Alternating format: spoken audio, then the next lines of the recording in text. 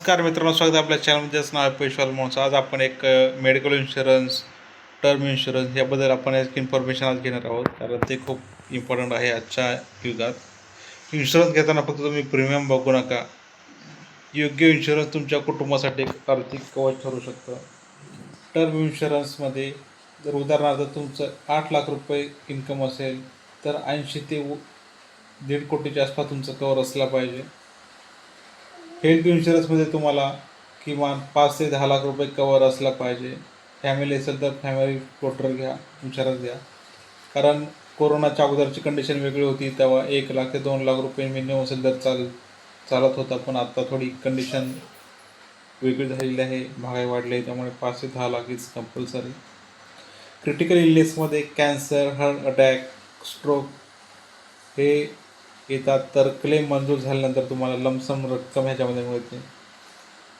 Accidental कवरमध्ये premium कमी असतो but cover up जास्त असतो. अपघाती मृत्यू किंवा परमनंट डिसेबिलिटीसाठी याच्यामध्ये तुम्हाला संरक्षण मिळते खूप चांगल्या प्रकारे.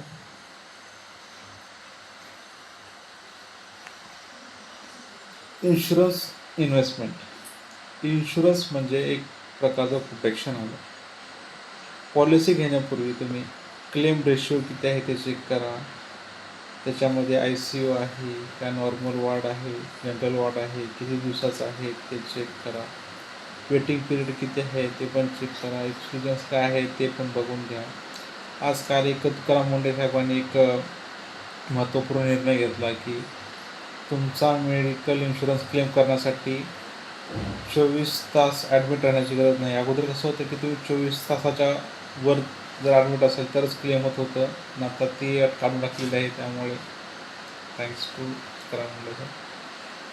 आणि इन्शुरन्स घेणं खूप गरजेचं आहे, कारण आपल्या सेविंगमध्ये खूप मोठा भगदाड पडतं, आणि जेव्हा जास्त खर्च होतो ती वेळ येऊ नये म्हणून इन्शुरन्स घ्या.